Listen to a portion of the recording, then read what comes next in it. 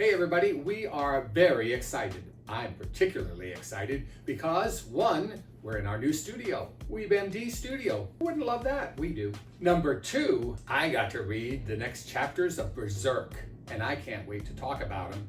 I've been chomping at the bit to get to that book.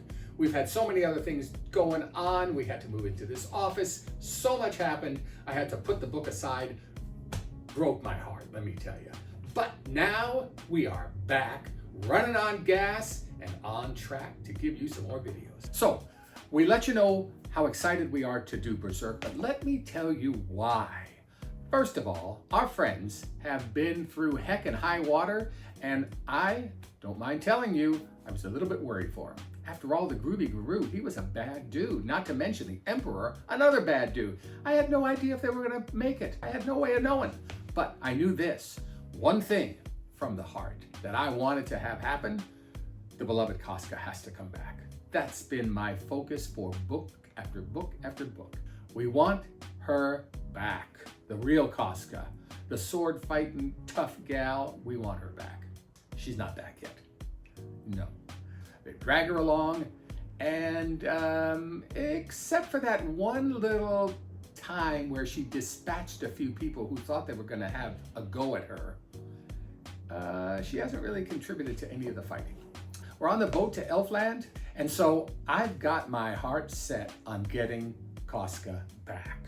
So that's why I was so excited to get going on Berserk again, and we are back. You reread a lot. I just started off from where we had last finished, and that was the big picture of the boat, which I'll insert a picture of that here. But the first thing we really see is Azan and Shyster Boy. Yes. Your favorites. Yeah. Talk a little bit about that, because I feel like that's what was so exciting to you in the beginning. Yes. You all remember that I considered Azan quite a great character. A noble knight, if you will. He had the ability to come alongside Farnese, as I recall, and kind of help her out because, let's face it, no one paid any attention to her when she was, quote, leader of the pack, whatever that was. Azan was a good guy. Honorary leader. Yeah, yes. True leader, honorary leader, and helper. Mm-hmm.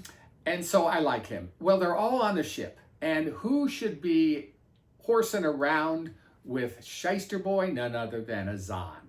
And he's teaching Shyster Boy a lesson, and there's a lot of dialogue going on, and you can imagine Shyster Boy thinks he's all that, and Azan knows he's not. The mustache knows. We all know. Shyster Boy starts throwing rocks, you know, insulting people behind a mountain, whatever it takes. Shyster Boy can do it. But he wants to be a swordsman. Let's face it, he looks up, literally, to the 6'7" tall Guts, and he wants to be Guts. Mm-hmm. What if he only turns out to be 5'7"? How's he going to be Guts? He's doing his best. He's doing his best.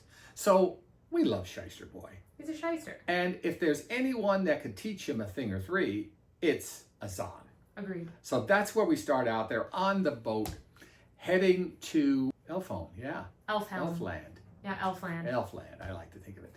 And we see that the crew is kind of gathered around watching them, and they're having a good time because, let's face it, they're a warship, really, and they probably never have a good time. They're always dodging cannonballs or sword fighting with another pirate-type ship. Mm-hmm. They're having a good time. Everyone's having a good time. And then we pan to, of course, the beloved Casca and Guts, and we're taken through yet again another sequence of he's always rescuing her. Yeah. And what does she do? She goes over to the side of the boat. Oh, water. What am I supposed to do with water? I'm going to throw myself. She throws herself over the ship. I don't think it was because of massive depression. Yeah. I think she was just drawn to the water, like drawn to death. Mm-hmm. Now, in fairness to that theory, which is a bad one, I'm already saying, she jumped into the water long before the abyss, long before the eclipse. Mm-hmm. But she seems to just have that bad habit. Yeah. So she throws herself overboard. And I'm like, beloved Casca, don't throw yourself overboard. We're trying to, okay, maybe not me, but they're trying to rescue you. They're trying to get you healed up. How do you feel about Guts always rescuing Casca, even when it's against everyone else's better judgment? He loves her. Yep. Who wouldn't love Casca? Come on. She's the most beloved. Yes. He has a hard time admitting it because, and maybe that's because if he admits it and she obviously rejects him, kind of looks bad for him. Yeah. So he's more nonchalant. He has that conversation with Roderick. Yes. And Roderick says, "Who is this woman to you?" Yeah, what's the big deal? And he is evasive in his answer. Well, is he? Because Farnese and the Great Little Witch kind of astral project over there, hear the conversation, and then they both leave before we hear the answer, so we don't even know what he said to Roderick. But do you think he admitted it? Those are two women, two girls, and they're always more insightful than Roderick is going to be. Mm-hmm. Roderick is going to legitimately be asking the question, what's this chick to you? Yeah. They already know. Yeah. They already know. The girls know. And Guts deep down must know, or he wouldn't be going through all this kind of stuff. But it's hard for him to articulate it. It's hard for him to admit it. Yeah. I wish he would just let it out. Come on, man. You love her. You know you do. So you don't think he told Roderick? We're not privy to that because the whole flyover with the two girls in the astral projection zone kind of takes the answer away from us. Mm-hmm. But they're brokenhearted. Yep. Oh my gosh. They're like, I thought he loved me. I thought he might love me. And they just come to the realization that he's a one-woman guy. Mm-hmm. They're the best. I know that's right. Farnese, I think it's fair to say that being older and more mature, she recognizes it, is brokenhearted about it because she'd like to win him over. She probably figures, she's not coming back. But Little Good Witch hers is puppy love. She's like intertwined with him. Puppy love is impossible to overcome. Mm-hmm. It can't be done. So, yes, and so she satisfies, I think it's fair to say she is satisfied to a small degree with the idea that they were merged in the fighting of the Groovy Guru. Mm-hmm. And she has that to kind of rely like upon. comfort, almost. Yeah, it was like, what was her name? Humphrey Bogart saying to Ingrid Bergman, we'll always have Paris. That's actually such a good way of describing it. Because Cash that's how she away. feels. She's like, we were intertwined. We were intermingled. Yeah. And like, for her, it's That was a big deal. Yeah. Yeah. And she still feels it. Because even when she's putting the talisman back on him after he gets out of the water when it came off, she's like, I can like physically feel his pain. So she is still intermeshed with him. Yeah, very much so. Speaking of our beloved Casca, Farnese goes and gives her a bath, and she kind of like lets it all out on poor sweet Casca. Yeah. She's like, why are you like this? What is wrong with you? Yeah. What are your thoughts on that conversation? If it was a 1940s or 50s film, she would have gone, snap out of it. It kind of felt like that. She was like begging. Yeah, like shake her a little bit and, maybe that little noggin of hers will come. Yeah. Mm-hmm. But I feel like she almost feels bad for Casca. She does. And yet jealous. Because she's like, you don't even appreciate what he's doing for you, and I would give anything for him to feel this same way about me. And see, women can hold two emotions at one time. Mm-hmm. Because she still comforts her. Yeah. She still cares for her. She still bathes her. She still loves her. Yeah. I feel like she truly does love Casca. Like, I think she genuinely cares for her. Yeah, I think so. She does care. Mm-hmm. In fact, you tend to love people who you care for, even when they can't love you back. Mm-hmm.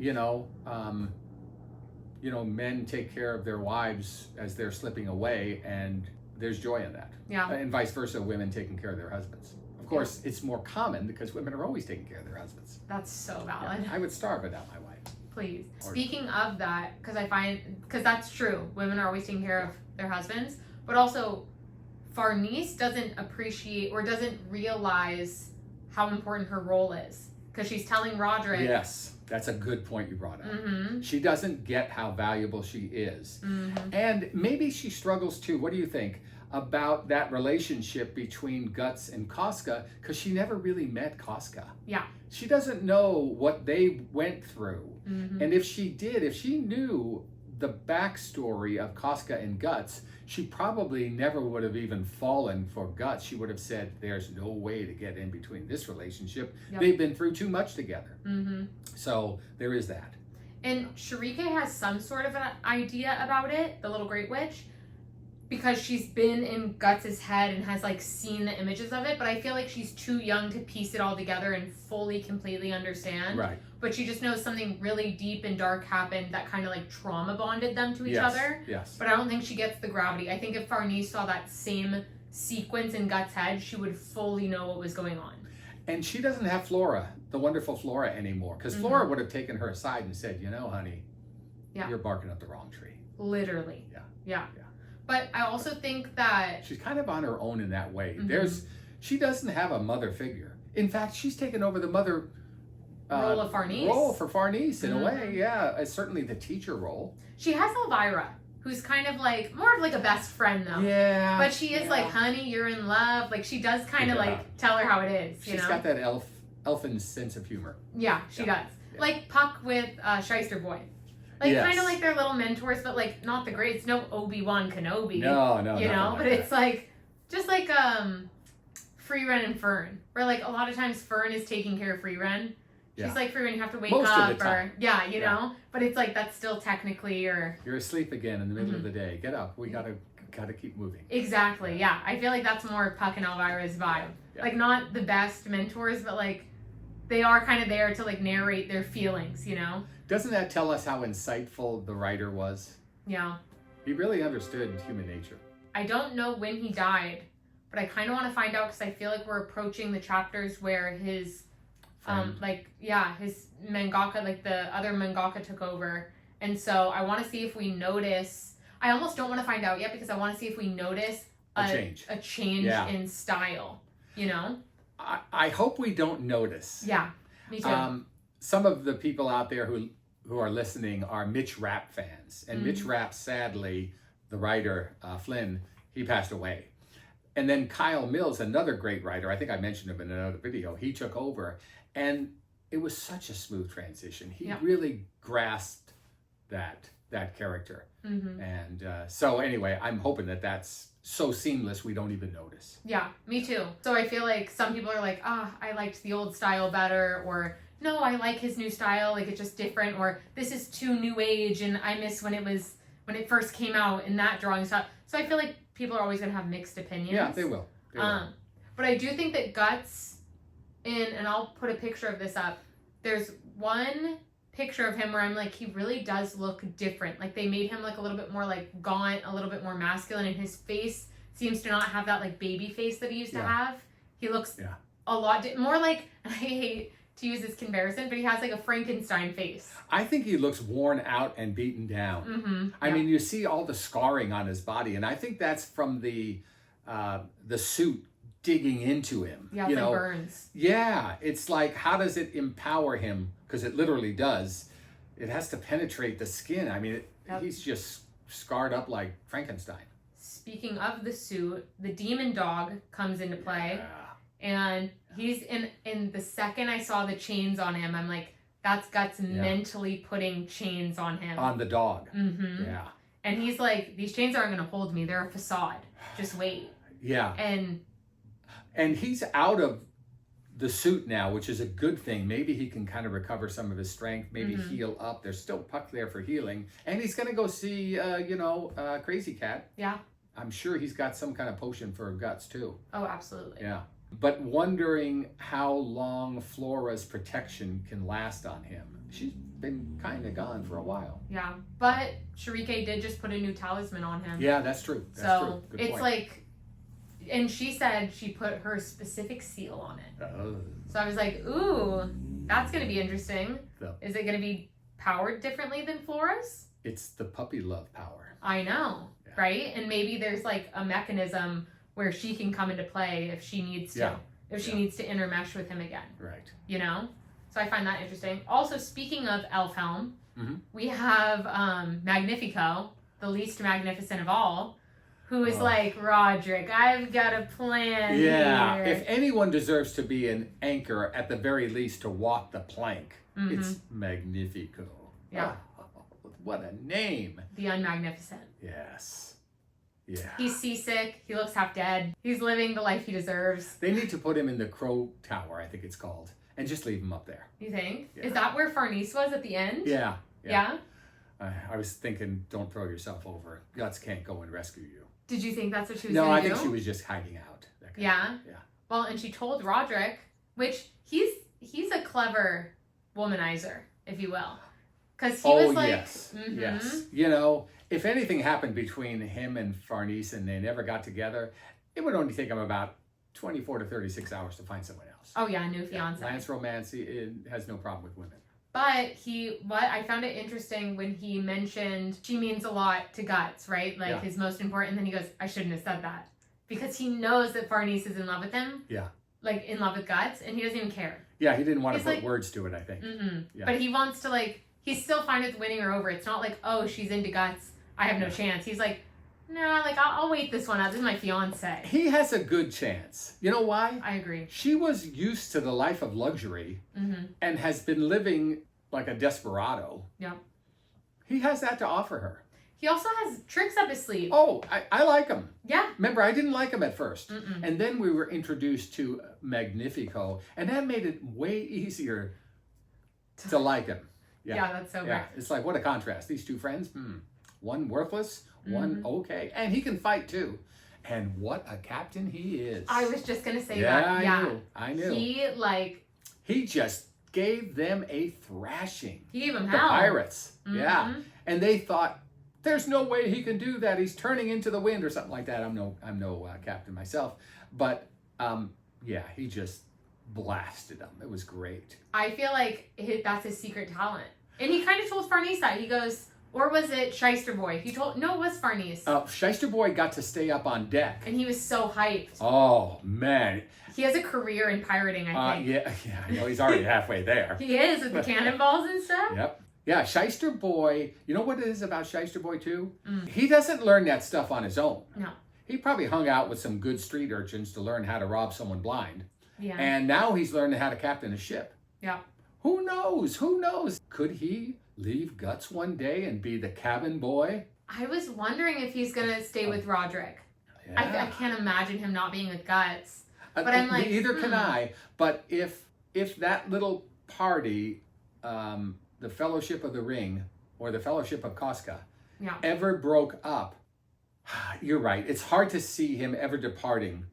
But he's learning new skills. But he would go with Roderick. Yeah. I think he's realizing that there's more things that he can be capable of than just being a swordsman. I feel like for him, that's a very narrow-minded thought. It's just I can be a swordsman. Yeah. But Guts was born a swordsman. You know what I mean? It's different. It's in his gene pool. Yes. In Shyster Boy, it's more like you have all these other talents. Look at how they could be utilized elsewhere. Don't be so one-track minded when there's so many opportunities for you to do so many other things. And Roderick kind of brings that in with Farnese when he tells her, on my ship, everyone has a place, and without them in their place doing the thing that they need to do, this ship doesn't run. Yeah. And so I do find that interesting where it's you don't have to be a swordsman when you have the greatest swordsman with you. Yeah. What can you do that Guts can't? Same thing with Farnese. What can you do that Guts can't or that Shirike can't? Yeah. There's things. I mean, Shyster has earned his keep. If someone throws him a chicken bone, he earned it. Let me tell you. Yeah. Yeah. Or if he steals a chicken bone, and he would steal the whole chicken and enough for everybody. Remember when he stole Farnese and Serpico's luggage? Yeah, that was so classic. And they were just all going to the same place anyway. You little Shyster, get back here. It's what are you doing? He's I'll take you with me. Shyster Boy is just a great character. No, he's incredible. Yeah. I love him so much. I mean, you'd like to kind of take Shyster Boy under your wing and say, come on, let's go get a date shake at Hanson's or something like that. Yeah. It doesn't exist anymore. But, and then you would just make sure that you check for your wallet after you were done. I was literally going to say he's going to dine and dash. He's out of there. But yeah, I feel like you ended at a really good point because Farnese was kind of sitting there post-conversation with Roderick thinking, and then we pan to Guts, which is a very famous panel of him kind of sitting out the window. Wrap on his non-existent arm, and he's just pondering. Yeah, he's been through a lot. Lost an eye. Please. Actually, it's this eye. But lost an arm, lost an eye. And he says something quite profound, which he talks about, when you force something that's lost, it's not going to be the same. And he was talking about his arm, technically. Yeah. But I think he's talking about, just taking Casca at face value and just being she's not going to be the girl that I met, the girl I fell in love with, but this is who she is now, and I need to accept that, and trying to force her to love me isn't going to do me any good. It's never going to be the same unless she feels that way. When you think about Guts, the first bit of affection he ever got in his life was from Casca. Yep.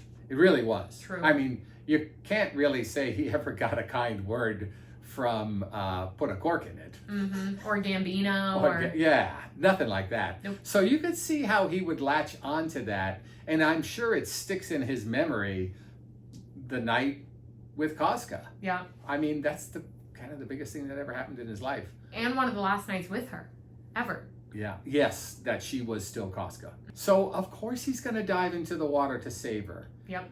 But he forgets that arm that he wields as though it's light, with lightning speed. Mm-hmm. It's still a heavy weight. Yep. And it's like he can't clutch his fingers. No. He's like, it's just it's an arm just, to defeat my enemies. Probably a sword fits in it, and that's about it. That's literally, Open and like sword. his cannon, the cannon that comes out of it. Yeah, that's right. Yeah.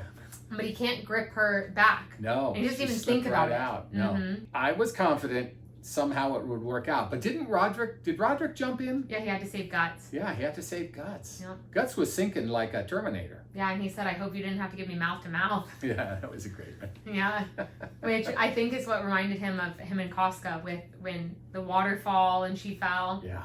Oh, yeah. But I think But he didn't hesitate, did he? No, of course No, not. no hesitation. It's just right in. Just like he would, face off with someone. It's like, I can handle this. I almost feel like he trusts his crewmates at this point to come in and save him if need be. I feel like he always has just rushed into things without thinking of other people. He still does. Yes, but he surrounds himself now with people that will pick up the slack. Yeah. Like, he would have just drowned. He would have been like, okay, Casca's good. Okay, I'm drowning. Mm-hmm. Forget my entire mission. But he has good people that surround him that are like, okay, we can pick up the pieces once you've made your move. Not taking anything away from the Band of the Hawk, mm-hmm. because they were a great group of people around him. Yep. But in a way, the group that is gathering around him now could be in that kind of a category, that good, and maybe gooder. Yeah. Maybe gooder. Because remember, Guts comes along when they're already established. Yep. Casca's kind of running things, Griffith's running. Did I say his name?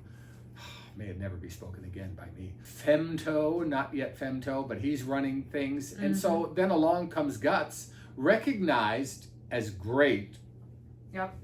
to have with you. But it took him a long time before he fit in. Whereas everybody's got to fit into Guts now. Yep. And they're doing it. Mm-hmm. They're going to be formidable. Agreed. They're right now not ready to take on Femto. No. No way. There's just not enough of them. Yeah, he's without equal, they claim. Yes. And it's probably true. Yeah. Think about the henchmen he has with him. Yeah. Yeah. And like Farnese is still in training. Yeah. Sharike's still a little girl. Casca's incapacitated. Could you imagine, in a way, having two profoundly powerful witches casting spells on behalf of...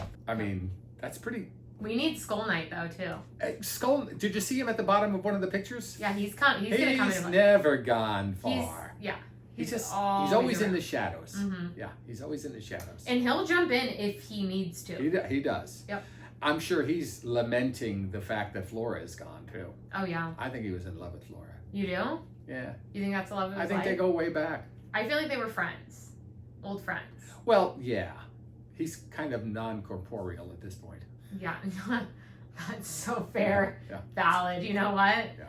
And Flora's still around. She's in her ethereal body, but that wouldn't really work out for them. I think it's Ezekiel where the bones rise. He's, in the process of still rising. Please. They haven't put enough flesh on his bones yet. You don't think yet? Not yet. My poor sweet Skull Knight. Yeah. We love him though. He's great. But the next chapter that we're going into seems, I didn't read anything of it, but it seems that we're going away from the boat. But I'm hoping that when we get back, we reach Elfhelm, which who knows if that could happen this book, next book. Yeah. But I'm just awaiting the day Casca gets to the medicine man and they heal her. I'm really hoping that that's in her future. If it doesn't happen, I don't know if I can go on. There's no hope? Without the hope of Casca returning, mm-hmm. After all, I loved her before Guts did. Yeah, that's real. Yeah. You actually did, didn't you? Yeah, she was my favorite. Yeah. So if she doesn't come back, I may not be able to finish the books. You'll have to. Yeah. We're almost done. I think there's only... Not actually done, there's still chapters being made, but we're almost caught up to the other last strugglers. of the big books. the big boy book. We're so glad to be back. It's so good to be back. Yeah, anytime we can talk about Berserk is a great day. I'm wondering, I thought they were just going to end up in Elfland. Who knew they were going to be fighting off pirates? What else could be coming? Evil Femto is still somewhere nearby, lurking, along with Zod, Nosferatu Zod, and all of those other ones. So action is still coming, but dang, they need to get to Elfland. They need to see Crazy Cat. We'll see you again soon. Like, share, subscribe. We love it when you do that. Thank you. Goodbye.